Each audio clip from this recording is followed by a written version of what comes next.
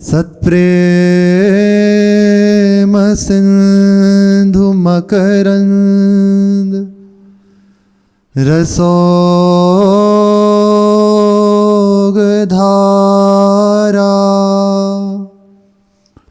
सारा नजस्रमभिता श्रवदाश्रितेषु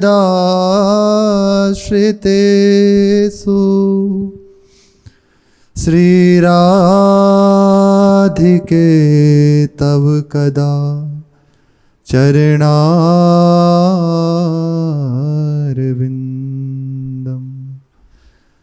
गोविंद जीवन धनम सिरसा वहामि। गोविंद जीवन धनम सिरसा वहामि। सिरसा वहामि। राधा राधा राधा राधा राधा।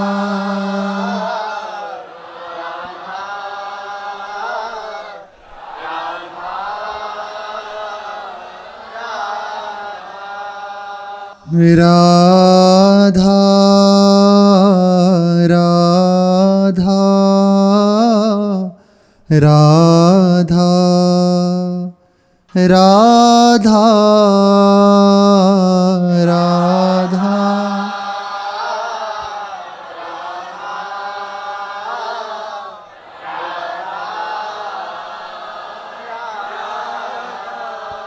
श्री राधा राधा राधा राधा।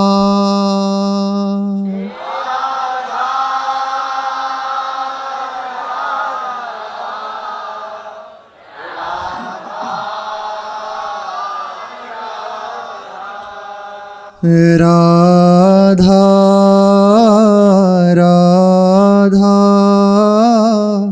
राधा राधा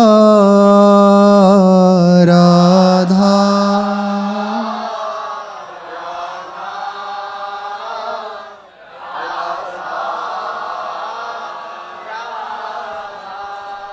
श्री राधा वल्लभ लाल की जय।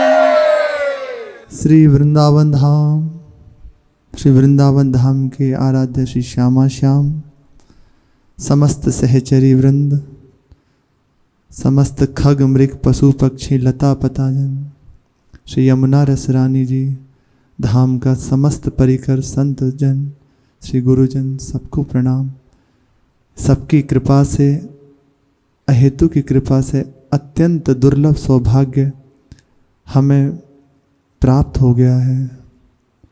निरंतर उनकी कृपा में डूबते हुए, उन्हीं में चित्त को लगाते हुए बस अपने समय को सार्थक करें। श्री पूज्यपाद राधा बाबा कह रहे हैं, हमारे किसी आचरण से विश्वरूप प्रभु को कोई ऐसी बात न मिले जिससे प्रभु को क्षोभ हो। प्रभु को क्षोभ कैसे हो सकता है? प्रभु तो समदर्शी हैं। प्रभु सबके लिए समदर्शी हैं, अपने जन के लिए समदर्शी नहीं होते। गुरुजन, संतजन सबके लिए समान भाव रखते हैं, सबके लिए समान दृष्टि रखते हैं, लेकिन अपने निज जनों के लिए प्रीतिपूर्वक दृष्टि होती है, प्रीति का व्यवहार होता है। और प्रीति में कभी डांटना भी है, फटकारना भी है, दुलार भी है, कभी हृदय से भी लगाते हैं तो तिरस्कार भी करते हैं। अपने निज जन निष्ठुर, अपने जन के लिए समता नहीं होती। तो बस उनको कोई ऐसी बात ना मिले अंतिम सांस तक शरीर में, इंद्रियों में, बहुत सुंदर, सच्ची बहुत सुंदर एक एक शब्द है। केवल ध्यान पूर्वक श्रवण करके इनको जीवन में उतारे ना, तो हम सहज रूप से जो हाँ गिर रहे हैं, जिस कारणवश हम नहीं बढ़ पा रहे, वो गुत्थी खुद ब खुद खुल जाएगी। जो गांठ है नहीं, वो बिना होते हुए ही खुल जाएगी। अंतिम सांस तक शरीर में, इंद्रियों में अभिव्यक्ति उसी की होती रहे कि जिस पद से जाने के लिए श्री लाल बिहारी प्रिया प्रीतम स्वरूप संतजन आज्ञा कर रहे हैं, निर्देश कर रहे हैं, जो मार्ग हमें बता रहे हैं गुरुजन, उसी मार्ग से चलने का हमारे हृदय में बना रहे। अन्य कुछ भी विचार इधर उधर ना हो, अपनी मनमानी भी, भजन भी मनमानी नहीं है। ये बहुत जब पिट जाते हैं ना उपास, जब साधक पिट जाता है तब उसकी समझ में आती है कि भजन भी मनमानी नहीं, केवल गुरुदेव की आज्ञा से जितनी रेखा खींच दी, नहीं तो अंदर रहता है ऐसा कर लें, ऐसा कर लें, ऐसा व्रत, ऐसा तप, ऐसा यम। जब सब कुछ करने के बाद हार के देखता है कि मेरे तो पास कुछ नहीं है। यमुना जी में बैठे नाव में, खूब पूरी रात चप्पू चलाया, खेवा उससे, भुजाएं भी थकी, पर नाव 1 इंच आगे नहीं बढ़ी। क्यों? क्योंकि रस्सी ही नहीं खुली है। रस्सी खोलना महापुरुषों की आज्ञा के बिना आप बैठ जाइए तो वो नाव चल रही है, केवल बैठ जाओ। आपको अपने बाजू बल के लगाने की आवश्यकता नहीं है, बिल्कुल सहज रूप से। श्री हरिवंश प्रताप नाम नौका निजु खेवक, भव सागर सुख तरत, सुखपूर्वक तरने के लिए कहना, सुख तरत निकट हरिवंश जु सेवक। सीधी भाषा में ये महापुरुष जन वो हैं, शास्त्र के एक एक अक्षर का जीवन में पालन करने वाले, और संपूर्ण उसका निचोड़ करके सहज रूप से अपनी वाणी में उपासक के लिए दे दिया कि आप बढ़ जाइए आगे। कहीं आपको विचार करने की आवश्यकता नहीं। यहीं जहाँ हम फंसते हैं ना, सहज भाषा है शास्त्र की, इन महापुरुषों ने समझी हुई सहज भाषा हमें देते। कह रहे हैं कि सीधी भाषा में हम ऐसे समझें कि महासिद्ध होने से पहले तक, सीधी सीधी बात कह रहे हैं बाबा, सिद्धि प्राप्त होने से पहले तक आचार में, आपके आचरण में, आपके आचार, आपके संयम सदाचार, आपके आचरण ऊंचे से ऊंचे बिल्कुल वैसे ही होने चाहिए जो महापुरुषों ने आपके विधान कर दिया है। मनमानी आचरण नहीं। जब मन आया, बहुत छोटी बात में, सो लिए, जब मन आया खा लिया, जब मन आया जैसे पहन लिया, एक विधान गुरुजनों ने आज्ञा कर दी, ये आपकी रहनी। उपासना में 2 चीज़ बहुत आवश्यक होती हैं। एक तो उपासना जो गुरु ने दी है, दूसरी आपकी रहनी। आपकी रहनी जो साधुओं की रहनी रही है, जैसे उनके आचरण, उनका चलना, उनका बोलना, उनका देखना, एक एक चेष्टा महापुरुषों की देखिए, आप आसक्त हो जाएंगे। आपका हृदय दर्शन मात्र से पवित्र हो जाएगा। कैसे ये साधु के जीवन में रहनी अत्यंत आवश्यक है। मनमानी नहीं, जहाँ खड़े होकर बात कर रहे हैं, जहाँ मन आए जो बोल रहे हैं, नहीं। ये उपासक, ये साधक, आप जितना पकड़ने के बाद और संसारिकता की तरफ दृष्टि रखेंगे तो आपको भगवत मार्ग की कोई अनुभूति होगी ही नहीं। भगवत मार्ग है भी, इसलिए समय बीतने के बाद अंदर यही आएगा कि कुछ नहीं, हमें तो कुछ मिला नहीं। आप चले ही नहीं। आप चले कब, बताइए ईमानदारी से। जब हृदय में कहें कि हमें कुछ नहीं प्राप्त हो, तो आप विचार कीजिए, क्या गुरुजनों ने जो आज्ञा की आपने पालन किया? क्या कुछ भी करने से पहले गुरुजनों की आज्ञा ली? आप जैसे ही जो आपके हृदय में आया, भगवत मार्ग में श्री बुल्ले शाह जी महाराज बहुत अद्भुत संत हुए। अपने गुरुजी के पास आए, प्रणाम किया और पूछा कि वो अपनी पंजाबी भाषा में कि रब को कैसे पाया जाता है। तो बस मुस्कुरा के ऐसे देखे, कुछ नहीं कहा। एक वो खेत में विराजे थे, उस लता को उठा के इधर से और इधर लगा दिया। बोले रब को की पाना, इत्थे पट्टो इत्थे लाना, यही है, ऐसे कहते हैं। बोले इधर केवल इधर से उठा के मन को इधर लगा दो, मतलब संसार से हटा के भगवत मार्ग में प्रभु की ओर लगा दो, संत महापुरुषों के आज्ञा में लगा दो, प्रभु प्राप्त हो जाएंगे सहज रूप से। ये बिल्कुल सीधी बात, मन आपकी भगवत प्राप्ति। अब आप देख लीजिए, ये थर्मामीटर आपका ऐसा हो रहा है हमारे जीवन में, नहीं हो रहा तो निश्चित ये मार्ग है, कल्याण हो जाना कोई बड़ी बात नहीं। प्रभु का एक नाम के कहती भव सागर तरिए, आप हो गए। पर प्रकट रूप में रह के जो इन महापुरुषों की स्थितियां हम सुनते हैं, देखते हैं, गुरुजनों को देखो ना कैसे महाराज जी का दर्शन होते हुए आती है ना हृदय में, कब हमारे भी ऐसी दशा हो। केवल इनकी आज्ञा, केवल इनकी कृपा दृष्टि। उसके आचरण ऐसे ही हों जिसका अनुकरण करके कोई बहक ना सके। इसलिए प्रायः गुरुजन आज्ञा करते हैं असंगो हम, असंग रहिए, अपनी उपासना कीजिए। संत जैसे सत्संग हो रहा है, यहाँ एक संग विराजे हैं, तो ये एक ही, आप अकेले हैं यहाँ, क्योंकि प्रभु की चर्चा हो रही है, प्रभु के चिंतन में है, इसलिए आप अकेले हैं। पर्सनल मिलना, कुटिया में जाना, बातचीत करना, अलग से संसारी बातें करना, आप कहाँ से हैं, आप कौन हैं, भैया क्या करना है, आपको संबंध बनाने हैं। आपका संबंध प्रभु से, आप प्रभु से संबंध जोड़ने आए कि संसार का संबंध पुष्ट करने आए। यहाँ आकर भी वही प्रपंच अगर इकट्ठा करोगे तो प्राप्त क्या करोगे। बिल्कुल इसमें सावधानी, और ये हमसे ढिलाई रहती है, हमसे ये त्रुटि होती है, हम इन बातों पे ध्यान नहीं देते। हाँ ठीक है, इसलिए फिर वो मन के अंदर वो उत्साह जागृत नहीं हो पाता, एक लालसा प्रकट नहीं हो पाती, कब मैं प्राप्त करूं, कैसे हृदय में विकलता जागृत नहीं हो पाती। क्यों? क्योंकि हम खुद ही अपने मार्ग को ठोकर मार रहे हैं। संभल, इसीलिए प्रतिपल संभलते हुए आज्ञा कर रहे हैं ना बाबा, ऊंचे से ऊंचे साधक के द्वारा भी वही आचरण हो जिससे कोई बहक ना सके। आपके द्वारा बिल्कुल शास्त्र सम्मत, गुरु के द्वारा उपदिष्ट आचरण बिल्कुल, तो आपको समीप खड़े होने पे दिखाई देगा एकदम पवित्र जीवन, साधुता जीवन में सहज रूप से प्रकट होने लगेगी। कोई कहे, अब कह रहे हैं कि यदि कोई कहता है कि मैं तो प्रभु की शरण में हूँ, प्रभु की शरण में पड़ा रहता हूँ, मुझे ये सब बातों से क्या करना, तो बाबा कह रहे हैं भैया अपनी आत्मवंचना मत करो, मतलब अपने आप को धोखा मत दो। प्रभु की आड़ में होकर मर्यादा का उल्लंघन नहीं होता। सूर्य निकल आए और अंधकार रहे, ऐसा नहीं।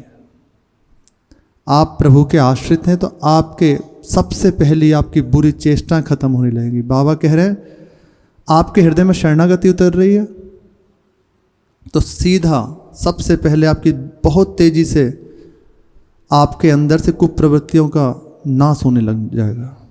हृदय में जलन शुरू हो जाएगी, कहाँ मैं फंसा हूँ, कब प्रभु को प्राप्त करूँगा। अब ये प्रकट होने लगेगी प्रभु के आश्रय का फल। आपके हृदय में आश्रय बढ़ रहा है ना, प्रभु की स्मृति बढ़ने लगेगी, उनके जनों के प्रति सहज सरल भाव बढ़ने लगेगा, दैन्यता हृदय में बढ़ने लगेगी, प्रभु की प्रतिक्षण कृपा की अनुभूति। अहो कृपा, कह रहे हैं क्षण क्षण में एक पवित्र पागलपन की वृत्ति उदित होगी, चलती रहेगी। यह देखो कृपा, ये शरणागति का फल है।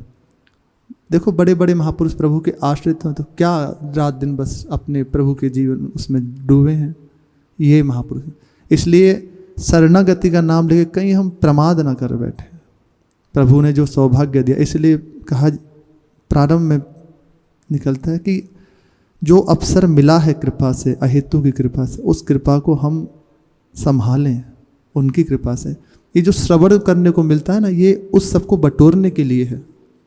संभलो, प्रतिपल संभलो, भगवान की कृपा आ रही है। देखो देखो भगवान की कृपा मेरे ऊपर बरस रही है, ये अनुभव होने लगता है उपासक के जीवन में। ऐसी शरणागत की धारा में यदि हम बह रहे हैं, स्नान कर रहे हैं, तब तो कोई बात नहीं। बाबा करें यदि ऐसी स्थिति है तो फिर तो कोई बात ही नहीं है, फिर तो करुणा कृपा प्रभु की है। यदि ऐसा नहीं है तो निश्चित आप जो कही गई आप उस पर ध्यान दीजिए। आप अपनी आत्मवंचना ना करें, कहीं आप अपने कारण प्रभु को गाली न दिलवाएं। श्री हरिराम व्यास जी महाराज कहते हैं कि गुरु ही ना आवे गारी। आप भैया, हे साधु, हे साधक, आप भगवत मार्ग में चल रहे हैं तो कहीं ऐसा मत करना कि आपके कारण गुरु को गाली मिले। कौन अभी आचरण बिगड़े तो तो सीधे कहेंगे किसके शिष्य हैं, किसके आश्रित हैं? अरे देखो श्री जी का है और ऐसा करता है, देखो उन संत का और ऐसा। तो आपको कोई नहीं जानता, आपके वेश को जान रहे हैं ना, भगवान मार्ग का पथिक है। इसलिए प्रतिपल सावधान। आप देखिए आप कहाँ के पथिक हैं। केवल अपने ऊपर इतनी दृष्टि रख ले, मैं प्रभु का हूँ, मेरे जीवन का लक्ष्य प्रभु की प्राप्ति है, मुझे जो मार्ग मिला है बस उस पर दृष्टि है, गुरु के द्वारा चलना है। ज़्यादा बिल्कुल ज़्यादा कोई पेच और वो नहीं, क्लेश नहीं है। सहज रूप से बस समझ जाइए, समझ कर चल दीजिए।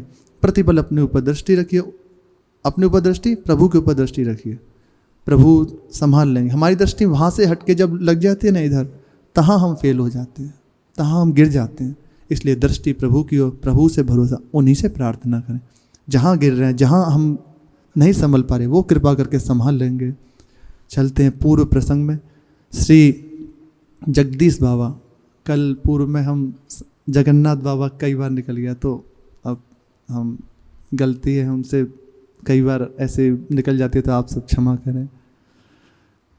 और जैसे बच्चा तोतली भाषा में प्रभु को रिझाता है, तो हम बच्चे हैं उनके, वो रीझ जाएं, हमें आता तो नहीं है कुछ। पूर्व में सुना श्री जगदीश बाबा प्रेम की विरह की अवस्था में प्रतिपल प्रभु के डूबे हुए। बाबा से, श्री गौरांग दास बाबा से आज्ञा करी, मेरी एक बात मानोगे? कि बाबा आज्ञा करें। कि मुझे ये विरह सहन नहीं होता, तुम इतनी एक कृपा करो, मैं इस कुएं के पास खड़ा हूँ, मुझे धक्का दे दो, मेरे जीवन का अंत हो जाए, मैं सहन नहीं कर पाता। प्रतिपल मर रहा है लेकिन मर नहीं सकते, आशा लगी हुई है, कब निरखूं प्रीति लगी तब नाम की, पल बिसरत ना है, नजर करो अब मेहर की मुहि मिलो गुसाई। एक बार करुणा करिए। हृदय में प्रतिपल ही पुकार होती रहती है, कौन मिलावे जोगिया, जोगिया बिन रहो न जाए। एक क्षण रहा नहीं जाता, एक बार हृदय में आ जाए।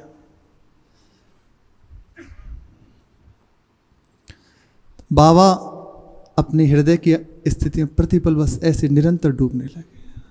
श्री गौरांग दास बाबा बाबा के संग रहते और कभी गिरिराज जी चले जाते, फिर कुछ दिन सत्संग करने आ जाते, उनकी सेवा करते, फिर चले जाते, ऐसे भ्रमण करते रहते थे। गोवर्धन से बाबा गौरांग दास पधारे बाबा की सेवा करने के लिए। तो दिन में बाबा अपनी जो जैसे भजन करते हैं, बैठते हैं, विराजे, फिर रात्रि के समय शयन करने के लिए बैठ गए। तो गौरांग दास बाबा ऐसे चरण दबाने लगे बैठ के। उनके चरण दबाने को तत्काल बस देखते रहे बाबा, और हृदय में आया कि उस दिन ये कही थी ना कि कुछ देख कृष्ण बलराम आ रहे हैं, तो बाबा ने कहा कि मुझे बाबा कुछ नहीं दिखाई दे रहा। हंस गए थे कि जा मैं कहता हूँ तुझे सब दिखाई देगा। तो बाबा चरण दबाते हुए और सो गए वहीं। उनने सोचा कि शायद बाबा सो गए, जगन्नाथ दास जगदीश बाबा, और वो भी वहीं उन्हीं के चरणों के पास सो गए। थोड़ी देर में श्री जगदीश बाबा उठे और अत्यंत दुलारपूर्वक अपना चरण उनकी छाती पे रख दिया। जो ही चरण छाती पे रखा तो देखते हैं, या लकुटी अरुका मरिया पर राजतिहू पुर को तजी डारो, आठहु सिद्धि नवो निधि को सुख, नंद की गाय चरावे बिसारो। वो देख रहे थे ना उस दिन, वैसे ही भाव से। रस खानी कबो इन आखिन सो, ब्रज के बन बाग तड़ाग निहारो, कोटिक रो कल धौत के धाम, करील की कुंजन ऊपर वारो। ऐसे सुंदर स्वरूप का दर्शन करके तत्काल हृदय में श्री कृष्ण लीला जागृत हो गई। अब निरंतर बस जहाँ जहाँ दर्शन होते हैं अब प्रभु देखने, खंजन नैन फंसे पिंजरा, छवि नाही रहे थिर कैसे हुमाय।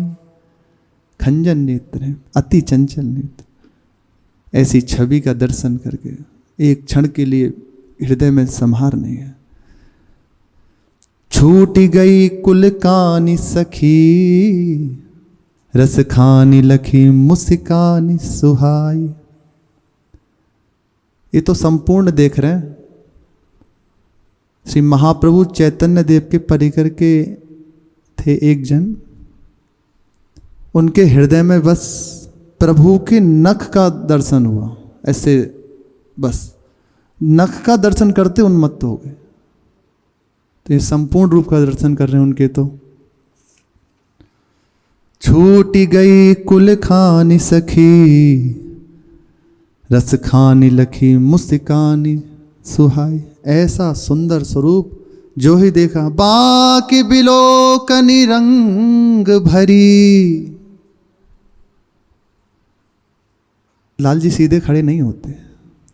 आप राधा वल्लभ जी में देखिए, एक चरण वाम चरण पर केवल ये जो आगे की उंगलियां हैं ना, ऐसे रहती हैं, और टेढ़े जैसे यहाँ से कमर तक खड़े हुए, और ये ऐसे चरण चढ़ाया, और यहाँ से कटी से इस तरह से टेढ़े रहते, और यूँ ये भी बिल्कुल टेढ़ी, इसलिए 3 ठोर से टेढ़े, यहाँ पैर से, यहाँ से, और ऐसे झुकी हुई। बाकी बिलोकनी रंग भरी, रस खानी खरी मुस्कानी सुहाई। बोलत बैन अमी निधि चैन, महारस ऐन सुने सुखदाई। लकड़ियां गीली हो जाती, सूखी लकड़ियां जलती हुई गीली हो जाती, जहां लाल जी मुरली में राधा नाम का गायन करते हैं। सजनी बन में पूर्वी थिन में, पिए गोहन लागी, फिरे मोरी माई। बांसुरी टेर सुनाई अली, अपनाई लई ब्रजराज कन्हाई। अपना ले, अपनाई लई ब्रजराज कन्हाई। ऐसे सुंदर स्वरूप का दर्शन करके श्री बाबा के हृदय की दशा परिवर्तन। ये महापुरुषों के सानिध्य। आप जैसे भी तैसे संत के आश्रय में बस पड़े रहो, किसी दिन उनके हृदय में समुद्र में ज्वार भाटा आता है ना, ऐसा उतार लेगा, बहा देगा। इसी धाम में संत के आश्रय में उनकी आज्ञा में पड़े हुए किसी दिन ऐसी धाम की करुणा होगी, सब बहा के ले जाएगा। आज सुबह महाराज जी कह रहे थे ना कि धाम में रह के सहज में यहाँ का दृश्य बदल जाता है। लताएं देख रहे हैं, सुंदर बारिश का मौसम, जबकि बारिश का मौसम नहीं है, और सहज रूप में बदल गया। किसी दिन ऐसी करुणा श्री करुणामयी स्वामी जो की होगी, सब बहा के ले जाएगी। बस उसकी बाट जोते रहें। यहाँ जब तक रह रहे हैं, आज्ञा जो हो रही है अपने चित्त को लगाते रहें। किसी दिन इससे उसे प्राप्त नहीं किया जा सकता, वो तो अपनी करुणा से प्राप्त होंगे, पर हमारी रहनी उनके अनुकूल हो जाए, हमारा कोई आचरण ऐसा ना हो जिससे उनको कष्ट पहुँचे। हम बस किसी दिन ऐसी करुणा कृपा का प्रवाह होगा। ये धाम की एक विचित्र महिमा। सरिता तट सुर द्रुम निकट, अलिता सुमन निवास, ललिता अधिक रस ननि विवस, चलिता कुंज निवास। कि यमुना जी के तट है, और एक छंद में कहते हैं बहत प्रेम सागर। जहां यमुना जी के तट पर समुद्र बह रहा है प्रेम का, और उस समुद्र को इस यमुना जी ने रोका हुआ है। एक समुद्र नहीं, 2 समुद्र बह रहे प्रेम के। श्री लाडली जो लाल जी महाराज, ऐसा अद्भुत। और रोके हुए कौन है? श्री यमुना जी रोके हुए अपने प्रभाव में। बहुत अद्भुत उपमा है। कहाँ समुद्र में सारी नदियाँ जाके गिरती हैं, और यहाँ यमुना जी ने रोका हुआ इस महाप्रेम समुद्र को। प्रतिपल उच्छलित तरंग से बहता रहता है। बहता हुआ समुद्र, बहत प्रेम सागर, ये बहता हुआ समुद्र किसी दिन ऐसी इसमें ज्वार भाटा आएगी, सब बहा के ले जाएगी, कुछ बाकी नहीं रहेगा। बाबा के हृदय में बस प्रकट लीला हो गई। बाबा आज्ञा लेके फिर अपने गिरिराज जी की चल दिए। अपने हृदय में एक बार तार खुल गया ना, बस लीला का चिंतन, प्रभु के पद का गायन कीर्तन करते हुए गिरिराज जी की परिक्रमा करना और मधुकरी मांग के पाना। परिक्रमा कर रहे थे, परिक्रमा करते हुए राधा कुंड आए बाबा। राधा कुंड में ये एक प्रसंग बहुत सावधानी का उपासक के लिए। एक साधु वेशधारी मिले, साधु का वेश है पर साधु नहीं है। उन्होंने बाबा को आतिथ्य किया, निमंत्रित किया कि आप हमारे यहाँ ठहरिए। तो पहली बात, गुरुजनों की आज्ञा है, कभी भी वैरागी उपासक को किसी की ना तो केवल संबंध भगवत चर्चा के अतिरिक्त, जैसे अब विराजे हैं, चर्चा हुई, बस इसके सिवा आप कौन है हम नहीं जानते, हमारे प्रभु हैं, इससे ज़्यादा हमारा कोई संबंध नहीं। ऐसे अगर उपासना में रहोगे तो कभी फेल नहीं हो, कभी आप गिरोगे नहीं। जहाँ हमारा संबंध बनने लगता है, अमुक हैं, मिलना जुलना, तो अपने मार्ग से हम छूट गए, अपना चिंतन छूट गया। तो बाबा से जब आग्रह किया, बाबा आए और कुटिया में ले गए, प्रसाद पवाया। नहीं पाना चाहिए। अब यदि श्री जी का प्रसाद भी दिया जा रहा है तो किनका लेके, प्रणाम करके, क्योंकि मधुकरी पाने वाले हैं। और वहीं प्रसाद करके उन्होंने कहा यहीं रात्रि में सो जाइए। संत जन सहज होते हैं, अच्छा आचरण करके हम सबको सावधान करते हैं, अब दिखा रहे हैं, बता रहे हैं। तो वहीं सोचा कि हाँ ठीक है, साधु हैं, कोई इसमें बात नहीं, समय अपना व्यतीत करने लगे। रात्रि में वे जो साधु वेशधारी थे कुपथगामी थे, मतलब वाम मार्ग के आचरण करने वाले। तो बाबा को देखकर वो अपने मार्ग में मिलाना चाहते थे।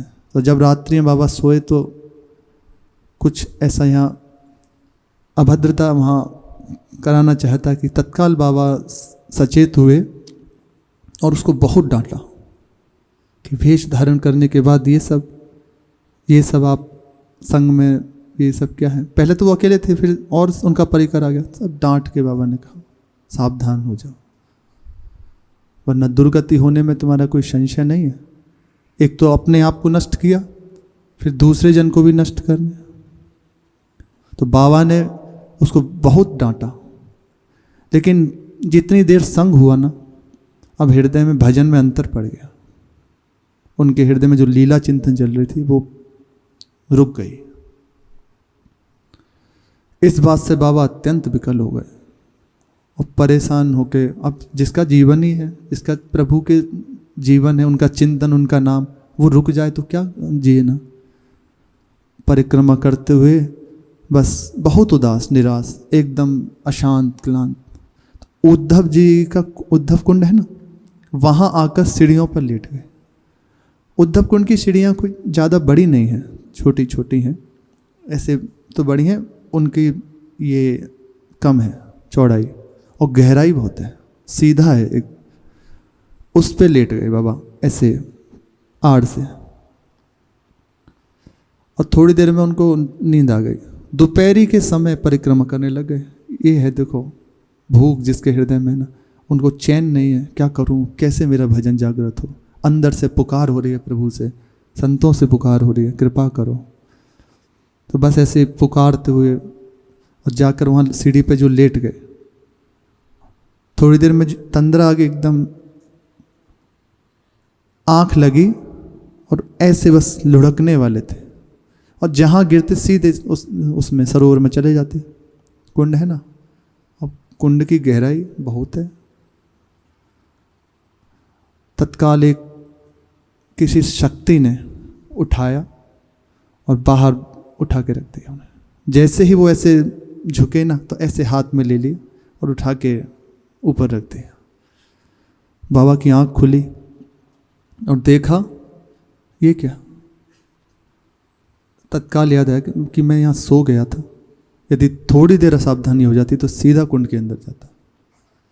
तब उन्होंने विचार किया कि ये कोई और नहीं, मेरे गुरुदेव ही प्रतिपल मुझे संभाल रहे हैं। ऐसे भ्रमण करते हुए वृंदावन जब पधारे, बाबा के पास आए, जगदीश बाबा के पास, तो उन्हें देखते ही बाबा गुस्सा हो गए, क्रोध, एकदम डांटने लगे, मूर्ख कहीं का, कहीं भी सो जाता है, उचित अनुचित का तुझे ज्ञान नहीं है, उद्धव कुंड की सीढ़ियाँ सोने लायक हैं। ओहो, विकल होकर चरण पकड़ के रोने लगे। हम बालक तुम माए हमारी, पल पल माही करो, प्रतिपल रखवाली करते हैं। हम जान नहीं पाते क्योंकि अपना संबंध नहीं जोड़ते ना, प्रतिपल। ये तो महापुरुष जन बता रहे हैं, हम सबकी, हमारे गुरुजन यदि रक्षा ना करें तो कब के कहाँ फिसल जाए कोई नहीं जानता। ऐसा प्रवाह है, ऐसे हम जानबूझ के एक महापुरुष जन गुरुजन प्रतिपल ऐसा दुलार कर, जैसे बालक विषय और जाने नहीं दे, ढूरी ढूरी जाए पुनि पुनि ले। बार बार हम भागते हैं विषय की ओर, पर बार बार आके से हाथ पकड़ लेते हैं, संभालते हैं, हे किधर जाता है, लौट, प्रभु की ओर चल। क्यों अपने समय को बर्बाद करता है? बार बार दौड़ते हैं, बार बार गंदगी लगाते हैं, लेकिन बार बार पहुंच गए। चिंता मत कर, आगे बढ़। हम बालक तुम माए हमारे, हम बालक हैं, आप हमारी माँ हैं। प्रतिपल जैसे बालक को माँ संभालते, ऐसे संभालते रहते हैं। उनकी हृदय की देख के और बाबा से कहने लगे कि मेरे हृदय की लीला रुक गई है। तत्काल ऐसे मस्तक पे हाथ फेरा, शुरू हो गई।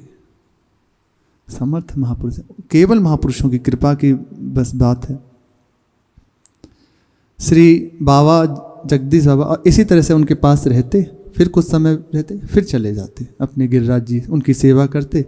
जगदीश बाबा का नियम था अपने भजन करना, और जो भी उनकी शरण में आता, उनके सामने आता, सबको अपना आराध्य रूप मानकर, जैसे सब संतुष्ट हों, सबको सुख पहुँचे, बस वही। ऐसा नहीं कि जैसे कोई आया और अपनी अवस्था में तो तिरस्कार हो गया, कहीं किसी को हृदय में था कि कहीं किसी को जरा भी क्षोभ ना हो जाए, हमारी कोई चेष्टा ऐसी ना हो जाए जिससे किसी का हृदय दुखे। मान लो वो अपने भाव में भी बैठे, तब भी एक एक को सम्मान, एक एक को दुलार, सबको दुलार। तो किसी ने कहा, वो प्रायः कहते बाबा मेरा नाम जगदीश है, आगंतुक रूप में जगदीश ही मेरे सामने पधारते हैं, उनकी सेवा करना मेरा धर्म है। मैं अपने धर्म को छोड़ दूंगा तो महाप्रभु मेरे से नाराज हो जाएंगे। महाप्रभु चैतन्य महाप्रभु आचार्य मेरे प्रभु नाराज हो जाएंगे, क्योंकि सब रूप में प्रभु हैं। उनकी सेवा यदि हमने छोड़ दी तो कहाँ, एक रूप में यहाँ विराजे हैं तो एक रूप में यहाँ विराजे हैं, यहाँ भी विराजे हैं। इनका सम्मान करते हुए और इनका अपमान कर दिया गया तो कुछ प्राप्त नहीं होगा। कपिल भगवान कहते हैं कि मेरी मूर्ति पूजा में तो बहुत श्रद्धा रखते हैं, और मेरे चलते फिरते विग्रह, ये जो जन हैं, संत जन हैं, एक एक जन सब भगवान ही हैं। यदि उनका अपमान करता है तो राख में किया हुआ हवन है। यदि मान लो मेरे प्रति भाव, सबके प्रति भगवत भाव है ना, तो निश्चित मेरी प्राप्ति हो जाएगी। एक एक को, जैसे जब कोई आता उनसे प्रश्न करता, बाबा इसीलिए प्रायः कोई कथा कीर्तन आदि विशेष उत्सव नहीं रखते। केवल ये था कोई आए, उपासक जन आवे, बैठें, उनके भजन में कहाँ शंका हो रही है उसको निकालें, बिल्कुल हटाए, और फिर उससे पूछते अब तुम्हारे हृदय में कोई प्रश्न तो नहीं रहा, ठीक है ना? उसे बिल्कुल बोले यदि कोई हमसे चूक हो गई, बाबा कह रहे हैं कोई ऐसी बात आपके मत में कुछ हमसे निकल गई हो तो आप बता दीजिए। तत्काल वो कहते बाबा आप कैसी बात करते हैं। एक बार बाबा के भाई पधारे बाबा के दर्शन करने, और प्रणाम किया, सब पूछताछ करी कि आप ठीक हैं, स्वस्थ हैं। जब ये बात देखी तो बाबा से कहा कि हमारी पत्नी का देहांत हो गया। बाबा ने कहा बहुत अच्छा हुआ, बहुत सुंदर, संसार के प्रपंच से मुक्त हुई, प्रभु के धाम गई। चलो अच्छा हुआ, संसार बंधन से छूट गई। अब इतना कह तो दिया, अब भाई ने भी कोई उत्तर नहीं, वो चुप हो गए और वो चले गए। बाबा को थोड़ी देर जब वो चले गए तो तत्काल ध्यान आया कि कहीं ऐसा तो नहीं मैंने बोल दिया कि ये संतों का हृदय, अति वैष्णव का हृदय, अति अति सरस, अति सर, कहीं किसी को क्षोभ ना हो जाए। आशंका भी यदि हो जाती है ना कि मेरे से कोई त्रुटि होगी, तत्काल बस अंदर से क्षमा और गलती हो गई और ये सब। संत का हृदय पवित्र हो रहा है ना, और जहाँ हृदय में पवित्रता नहीं है तो बड़ी बड़ी गलती करके हाँ ठीक है उस पर दृष्टि नहीं देते, तो इसीलिए मार्ग ढक जाता है। और जितना देखो एक एक चेष्टा महापुरुषों की, इसीलिए बड़े सुंदर अद्भुत अद्भुत चरित्र इन प्रसंगों में। सहज रूप से उपासक के लिए इतनी अच्छी अच्छी बातें हैं, उपासना में कहाँ रुकते हैं। और अगर इनको श्रवण करके जीवन में उतार लिया जाना, जो इनका जीवन है आप हो जाओगे। तो बाबा ने विचार किया, वो रुके थे हैं उनके भाई कुछ दिन, विचार किया कि अब मुझे ये तो पता नहीं कि कहाँ ठहरा है, कि कहीं जाएं और उनको देखें। फिर एक दो दिन जब वो नहीं मिले तो एक पत्र लिखा वर्धमान के लिए। तो एक वकील साहब को जानते थे बाबा पूर्व से, वहाँ पत्र देख के कहा कि कहीं उनको कोई क्षोभ तो नहीं हुआ, आप पूछ लीजिए। तो पत्र में वापस कहा कि नहीं बाबा ऐसी बात नहीं, हमें कोई क्षोभ नहीं, ये तो बड़ी करुणा, सत्य बात है, संसार बंधन छूट गया उनका और भगवत धाम चले गए आपकी कृपा से, इसमें कोई हमें दुख नहीं हुआ। तो तब बाबा का हृदय शीतल हुआ। उनसे मिलने के लिए 2-3 बार स्टेशन पे गए कि स्टेशन पे शायद मिल जाए, कहीं वापस जा रहे हो तो। ऐसा संतों का जीवन, बस इनको सुने और जीवन में उतारें। शेष चर्चा आगे। श्री राधा वल्लभ लाल की जय।